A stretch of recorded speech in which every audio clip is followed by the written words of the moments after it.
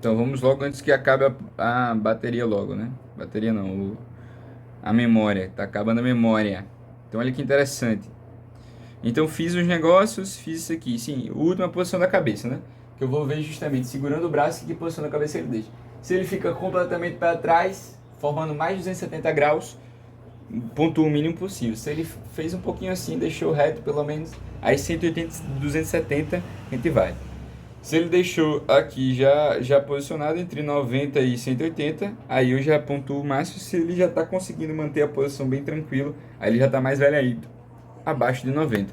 Então a gente tem a posição da cabeça. Esse é justamente o somático neurológico. Aí eu vou somar com 200 tudo, somático neurológico, e dividir por 7. O que é que a gente tem que fazer? A gente tem que tentar aí fazer o neurológico depois de 48 horas, certo? Porque o que, é que pode acontecer? O nosso queridíssimo paciente, ele pode ir lá e fez uma asfixia. Então é melhor esperar um pouquinho, né? Não no alojamento conjunto e não na sala de parto, porque simplesmente eu posso ter uma alteração muito grande da nossa queridíssima, nosso queridíssimo neurológico, simplesmente porque eu tive complicações relacionadas o período neonatal lá na sala de parto, beleza? Então, basicamente é isso. Eu tenho que esperar um tempinho aí para fazer o nosso queridíssimo exame neurológico, né? De preferência aí, quando o bebê já está no alojamento conjunto, ou seja, depois de ter sido considerado estabilizado, certo? Então, isso é importante. Não dá para fazer na hora depois que ela foi reanimada, beleza? E aí a gente tem aquelas classificações de URN, né? Depois que a gente fez tudo isso aí, a gente tem que tentar classificar o URN, né? Então, pré-termo, termo e pós-datismo, né? O pós-termo, né? Pós-datismo, que é um termo mais antigo, né? Então, pré-termo é abaixo de 37 semanas, né? Se eu fizer abaixo de 34, de 34 a 36,6 é o nosso queridíssimo pós-termo tardio, né? Abaixo disso é o pós-termo genuíno, né? O pré-termo genuíno. O atermo entre 37, né, 37,0 e o 41,6, ou seja, 41 semanas e 6 dias. Acima de 42 ou igual a 42 semanas, a gente tem o pós-termo, né? Lembrando que 41,6 a gente já tem dificuldades relacionadas ao parto. De acordo com o peso, o peso do bebê ao nascer. Então, o normal é acima de 2,5 kg, né? Então, 2,5 kg e 4 kg é o normal. Acima de 4 kg, a gente tem um bebê macrossômico. Abaixo de 2 kg, né? A gente tem um baixo peso ao nascer, né? Abaixo do BPN, né? Abaixo de 1,5 kg, a gente tem um muito baixo peso ao nascer. E abaixo de 1 kg, a gente tem o extremo baixo peso ao nascer, certo? Quanto mais o bebê está relacionado com o pré-termo, quanto menos idade gestacional, menos peso geralmente ele tem. Bebês macrossômicos geralmente são derivados de mães o quê? De mães diabéticas, e eles geralmente têm hipoglicemia. O BPN tem mais chance de tosse, desnutrição intrauterina, problemas auditivos, tudo isso é relacionado, certo? E quando eu faço justamente a divisão do peso ao nascer com a idade gestacional, certo? Eu tenho justamente o nosso queridíssimo peso barra idade gestacional, que a gente pode classificar justamente em PIG, AIG e GIG, beleza?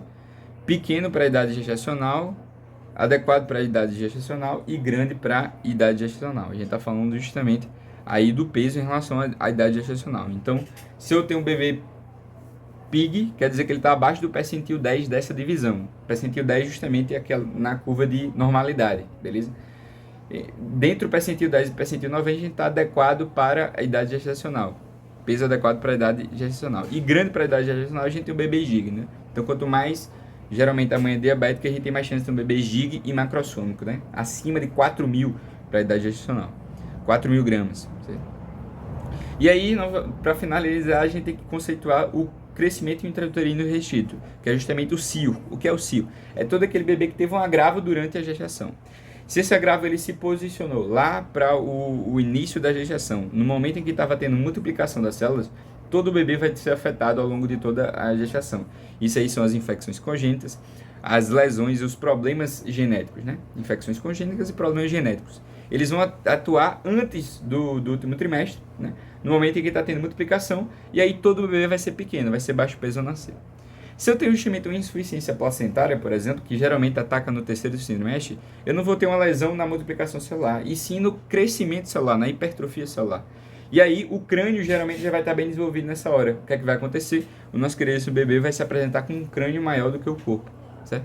Isso são as duas formas de apresentação do crescimento intrauterino restrito. O primeiro, que cresce de maneira, que é pequeno, de maneira conjunta, né, por todo o corpo, tanto crânio e corpo, a gente chama ele de bebê Siur simétrico. O Siur assimétrico é aquele que se desenvolveu depois do terceiro trimestre, mais tardiamente, por conta de um problema de insuficiência placentária, por exemplo, e aí ele vai ser chamado de assimétrico. Tá aqui a tabelinha, certo? Essa é a lógica, né? Um tem uma apresentação proporcional e pequena, o outro tem uma proporção desproporcional, crânio maior do que o corpo, beleza?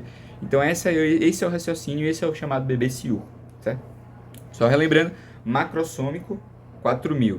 2.500 a 4.000, adequado, normal. Baixo peso a nascer, abaixo de 2.500. Muito baixo peso a nascer, abaixo de 1.500. Extremo baixo peso a nascer, abaixo de 1.000, beleza? Pode ser PIG, AIG ou GIG. PIG, pequeno para a idade gestacional, abaixo do percentil 10. AIG, adequado para a idade gestacional, entre o percentil 10 e o percentil 90. Acima do percentil 90, a gente tem um GIG. Isso se dá pela divisão do peso dividido pela idade gestacional, que justamente vai ser pós-termo, pré-termo e a termo, beleza? Deu para entender? Muito obrigado pela atenção de todos, espero que tenham entendido tudo e nós temos aqui o nosso queridíssimo entretenimento, muito entretenimento e obrigado e